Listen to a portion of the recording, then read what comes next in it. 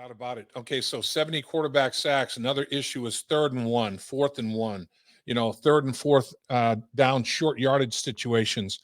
Just didn't get it done on a high enough percentage. And the Bengals were very aggressive going for it in Right. those situations. I mean, the analytics, they believed in it, and then their personnel didn't deliver for them. So the guys they signed in free agency, they signed 3 offensive linemen in free agency. What do you think? Do you think that this offensive line will be light years better than what it was? Light years. I really do. I think when you add, Jonah Williams, another year of play, our big guy from Clemson, who Carmen Jackson, Carmen Jackson, right? Yep. Yeah, I don't know, Yes. two last names. He always gets me Right. confused on which one goes which. I But hear you. I still look at him and go, man, there's still great potential there.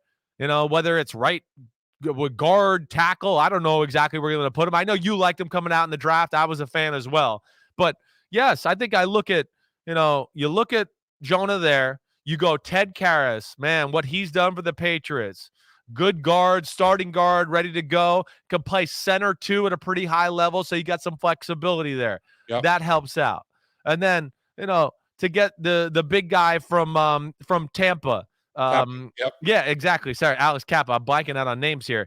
I mean, road grader, attitude, like pissed off, 3rd and 1. That's the kind of guy you want to run behind, like you're talking about. There was no guy you could trust there, I think, in the Bengals front to go, wait, well, we need a tough yard. Here's our guy. Well, Kappa's that type of guy, let alone, oh, wait, you're going to have Lyle Collins next to him? Yeah, good luck. I mean, so it is. And Lyle Collins he's another guy. He's got kind of a nasty attitude about him. Yep. So not only did they get better football players, I think they got professionals and some guys with a little edge on them, which I think is important in your division, dealing with Myles Garrett and TJ Watt and the freaking Ravens and all that. You got to match some of that fire there, and they'll give that Bengals team some attitude and Joe Mixon some holes. I agree, and I think whenever you've got a successful football team, there has to be a modicum of leadership come from, that offensive line, not just within the offensive line room, which is key, but overall the football team. I mean, there's always a lineman or two that guys really respect, Yes. And I think these guys, some of these, maybe all of them will step up and take on that role as well. What do you think? Yeah, I do. I think Karras is smart. He's battle tested. He's been there. He's done that. He's played some big games for New England. Yeah. Cappa, of course, the same way. And yes, to me, I think that's where we're with Lyle Collins. We're hitting on the same thing, that they can change the culture, the attitude of the team, the locker room, everything about it. Again, that 1 or 2 good offensive linemen, that guy you're talking about, man, nobody messes with that guy. Everybody listens to him when he talks. The scariest defensive lineman on the team is even like, man, I don't want to mess with that crazy offensive lineman. I mean, I might be able to take him, but it ain't going to be worth it. I mean, we're going to fight to the death. The defensive linemen aren't going to be able to play whatever music they want in the locker room when you got a guy like Alex Cappa and Lyle Collins. They're going to sometimes go, hey, shut that crap off. We want to play our own music. And the defensive linemen are going to go, okay. So that tells you what kind of guys I think they got in there. That's great. That's so classic. All right, so let's talk about the tight end position. CJ Uzomah moves on to the New York Jets, and Hurst, the Bengals sign. What do you think about that trade-off there? Hurst is, I love Uzomah. I mean, he's a really good football player. I mean, we know that. It stinks that you lost him. Hurst is a guy, though, you talk about, value signing with potential. I mean, that would be the guy you'd look at right there. I mean, it's not a mistake that he was a first-round talent. Yep. I mean, he's the size, all the measurables are kind of special, and he can really run. I think he's going to fit that offense really nicely. The West Coast offense with some of the boots and him coming across the line of scrimmage or coming behind the line of scrimmage and sneaking out the back door there to now Joe Burrow hits him the flat. He'll be able to turn it up the field in a hurry. He's been in Baltimore. He understands run game blocking. Same with Atlanta, Arthur Smith. So from that standpoint, I think he really fits. And it's a good under the radar signing in Hayden Hurst, which to me can maybe even develop into something more than that here in an offense that fits him with the right pieces around him as well. So the Bengals have really, attacked things offensively in free agency. And in last couple of years, they'd attacked defense in free agency, offense in the draft. Now they go offense heavily. So it stands to reason they probably will address the defensive side of the football a little bit. They have some holes at corner and others. Let's talk about that, the draft a little bit.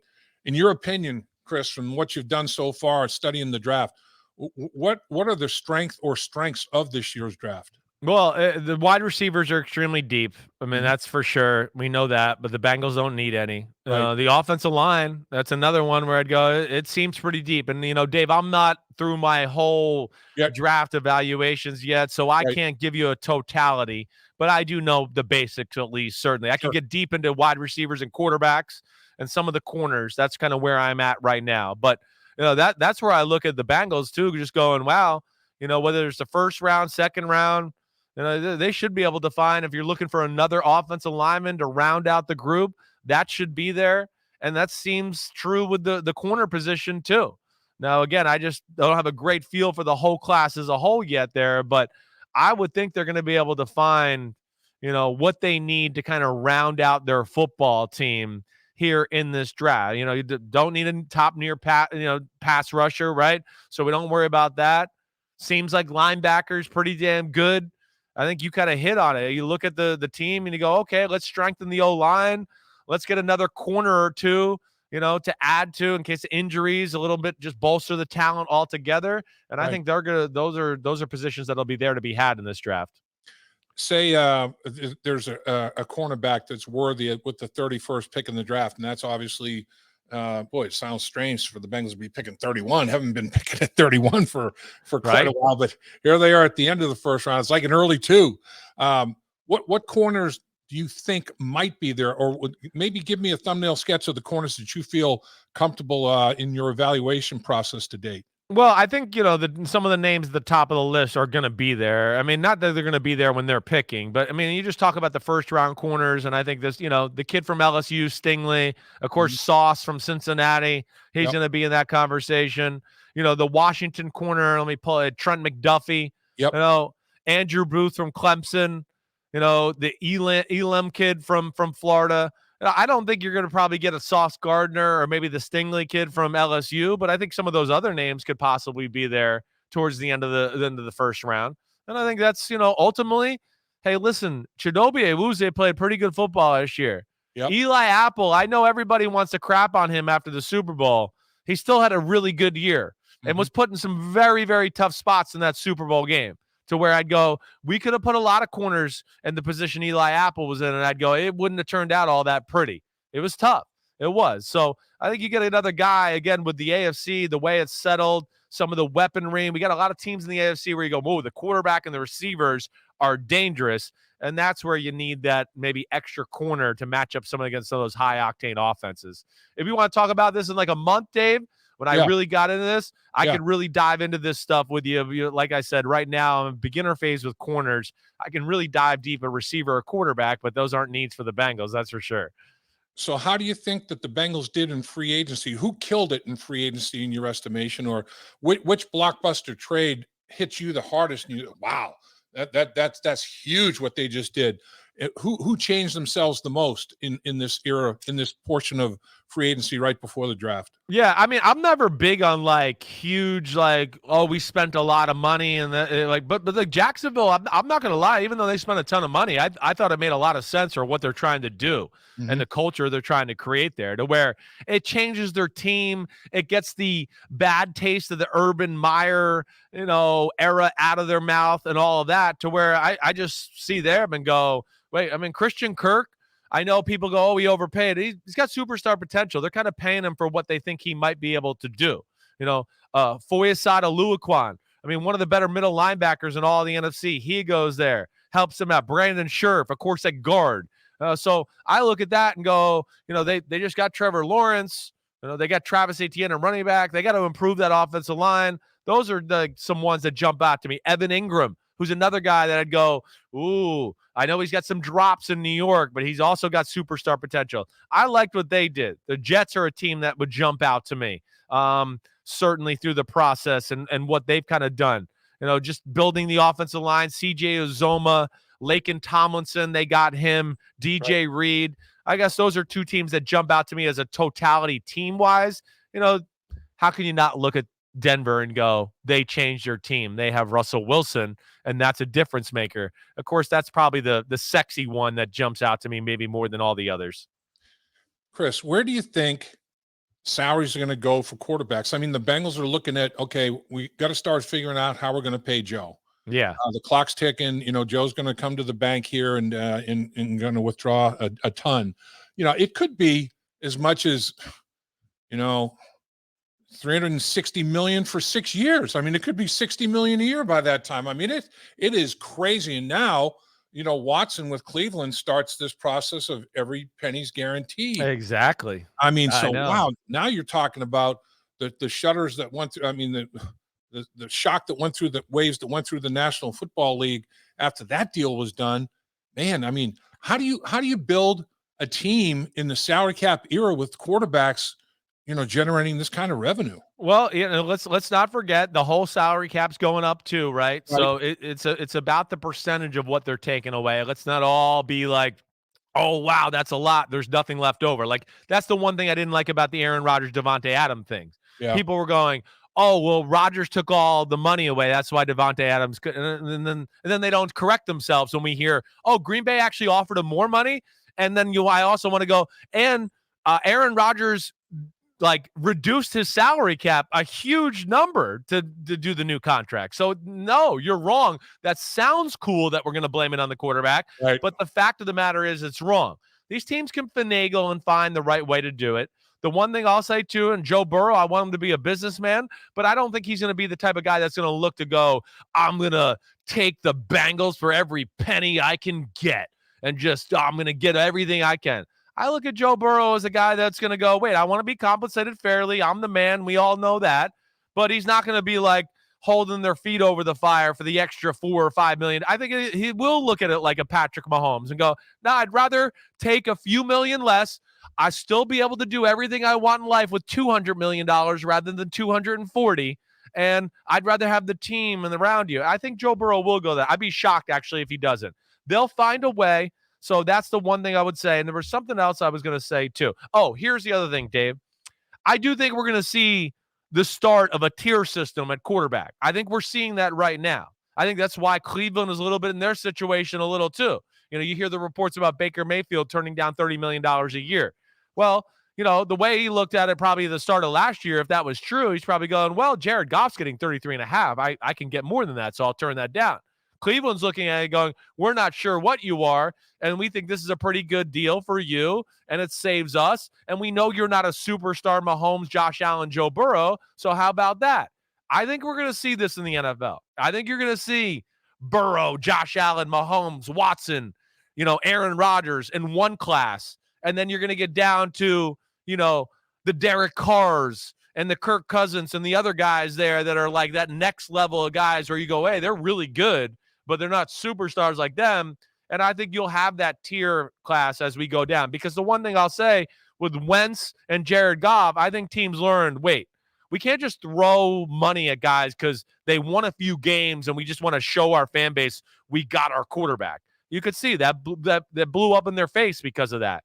And I think teams are going to be a little smarter going forward. Yeah, it's real interesting. I mean, I look at the Tyreek Hill trade and I say, okay, well, Kansas City did, make them a much better offer. Right. But Miami was, blew it out of the water. And it's almost like you have to, all right, well, rookie quarterbacks are on their rookie contract. We can afford, to go a little bit crazy here at wide receiver like Miami did.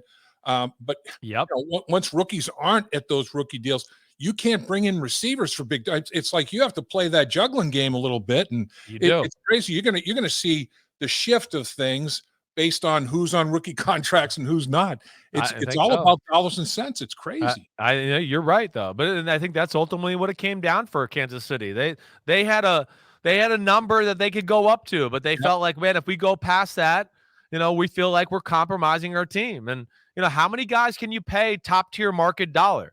Right. They got Chris Jones. They're paying towards the top of football. Mahomes towards the top of football. Travis Kelce towards the top of football. And then Wait, Tyreek Hill was top of football. Okay. And then they got Orlando Brown at left tackle, who they traded first-round picks from 2 years ago. He's going to get top of the line left tackle franchise type money. They got to figure that out too. So I think that's where they finally said, okay, well, we can't do it all. And that's where they let him have the green light to go, find a new deal. And like you said earlier, I think this is kind of the new wave of the NFL. I really do.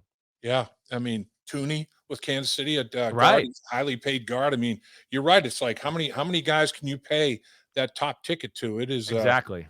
it's a different game. There's no question about it in terms of manipulation of dollars and cents to put together the best roster you possibly can.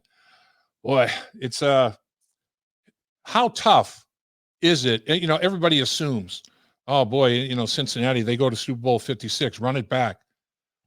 Honestly, I look at the AFC. There's only 7 playoff spots. There's 14 teams in my mind that can make those 7 playoff spots. There's going to be good football teams, playoff caliber football teams that are sitting at home, and Pro Bowl caliber players that don't make the Pro Bowl because there's only so many you can fit in there. And man, the AFC is so stacked. It is stacked. Superstar quarterbacks, clutch quarterbacks. I know for sure. That's where I just go, wait, hey, all you damn AFC teams got great quarterbacks. Now you got to start building like a full team. And that's where, like, to me, I still look at Cincinnati and go, they got a great advantage. They do. Again, I know we look at Kansas City, but I go at Kansas City, the team I don't know about as we go forward here. The defense is questionable. It played like crap for 8 weeks of the year last year. It stunk. And then it righted itself for a while, but its true colors showed up, and it was one of the, 5, 6 worst defenses in football when all said and done. I look at Cincinnati and go, wait, hey, offensive line got fixed. They can have maybe more of an all-around team, real effort here instead of like, hey, we're Mahomes or we're Josh Allen and we're just going to rely on them to make magic, and our passing game and our receivers are so good, we're just going to put pressure on you that way. The Bengals, to me, have an opportunity to be a little bit more balanced and a little less quarterback-centric than maybe some of those other teams. And then you talk about, Lou Anaramo's defense and the players you got there, and you go, well, damn, I still think that defense should be top 10-ish in the NFL, if not better next year. And that's hopefully where, as a fan, as I sit here of Joe Burrow and Zach Taylor, and go, that's maybe where the Bengals can differentiate themselves in the AFC. That to me will be something to watch for. Because the AFC, as much as those quarterbacks that we talk about, I don't think any team in the AFC has the complete roster like the 49ers or the Tampa Bay Buccaneers or even the Rams to that point.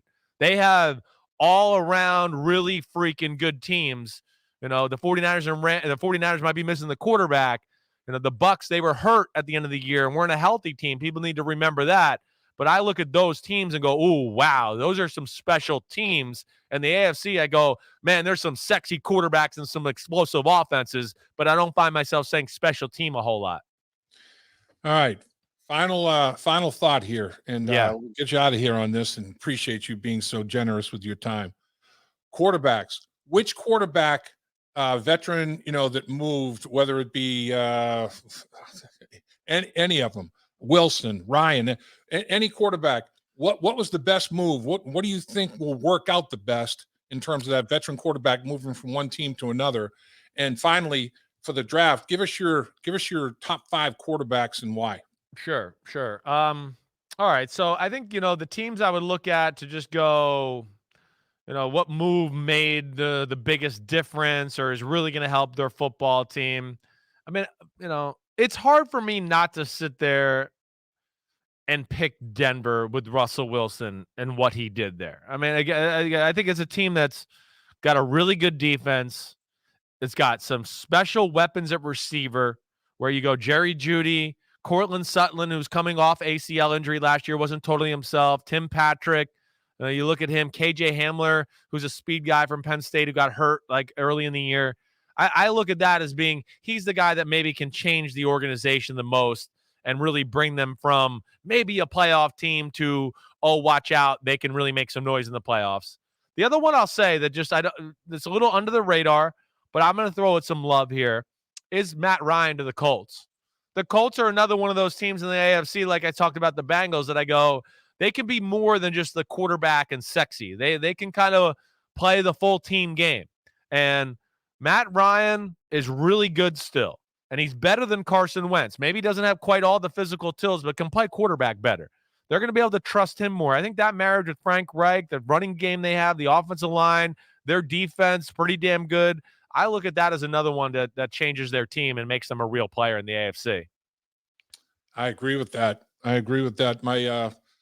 My nephew, one of my nephews, played with Matt Ryan at Boston College, and man, he could not say enough good things about Matt Ryan. I mean, as a person and as a quarterback, with the football IQ and everything about the guy. Right. And of course, that was a lot of years ago. He's played a lot of football since, but I mean, that guy he's a special dude. How about the quarterbacks coming out in the draft? Do you think Pittsburgh still goes quarterback in the first round? I think there's a good chance. I do. I think the fact that they got Trubisky doesn't make them have to overreach or do anything crazy, and allows them maybe to take a guy that's a little raw that they can go, hey, we can sit here on the bench for a year and get ready. So I certainly could see that being a possibility. I mean, like at 20, I don't know if they're sitting there and Malik Willis is on the board. I have a hard time thinking they won't go Malik Willis. I think he fits the way I want to play that way on that side of the ball, and I think there's amazing potential there. My quarterback rankings for this year's class, to me, there's only 3 first-round picks. Okay. I put Matt Corral 1, I put Kenny Pickett 2, and I made Malik Willis number 3. And there's a significant drop-off, in my opinion, after those 3. Those are the only 3 first-rounders. I get very excited about Corral's talent. It is the quickest release, the strongest arm in the draft, and probably the quickest feet in the draft as far as moving in the pocket. I really like Corral a lot. I like Pickett. He's the safest pick, NFL ready right now. You don't really have to worry about much of a learning curve. Does everything good, but does not wow me in any one area. And then there's Malik Willis, who it's a little raw. You'd like to see him play a little bit better in the pocket, but you see evidence and know, hey, he can do it. It's going in the right direction. He's got a big-time arm like Corral, and I think he has the ability to be a big-time Steve McNair type scrambler to buy time, to launch balls down the field like you saw in his pro day. Corral and Willis really excite me. Pickett's the guy that's kind of safe, but Corral and Willis have a chance to be superstars, in my opinion, Dave. Interesting. Well, I certainly do trust you as an evaluator. You know what you're looking at. There's no question about that. And I probably will take you up on that little offer there. You're saying, let me know. I'm all for it. Yeah. We'll catch you, April. I got to do, NBC, I do a lot, as you know, I'm in the season, in-game breakdowns, doing all that. And then I do free agency. So I get a little late start in the draft here. So I'm plugging away. Like, I'm going to get done with this. I'm going to go home. I'm going to sit in the office. I'm going to sit down and watch film for 3 or 4 hours. You give me a month from now, Dave, I'll give you a shakedown at every position in the draft and who I like and what I don't like and all that stuff. Well, it's unbelievable what you do with NBC. Football Night in America. You have Notre Dame football. You have Pro Football Talk. You have Chris Sims Unbuttoned. My gosh, man, there's not enough hours in the day, right? I mean, that's unbelievable. Yeah, it's fun. I enjoy it. They took Notre Dame off my plate, so that's good. That was a big relief. I love Notre Dame, but at least I'm all NFL. That crossover was hard for a little while. But hey, this is fun. This is what I do. I got a big mouth and I love football, so that goes well on TV. Well, and the thing is, all of your opinions, you back up by research. You're not just it's not just darts against Chris Sims studies that. Chris Sims knows what he sees.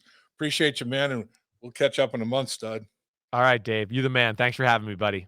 Have a great one. Thank you. You too. See you, man. Be good. At First Star Logistics, we're a very strict company that really puts the pressure on our employees.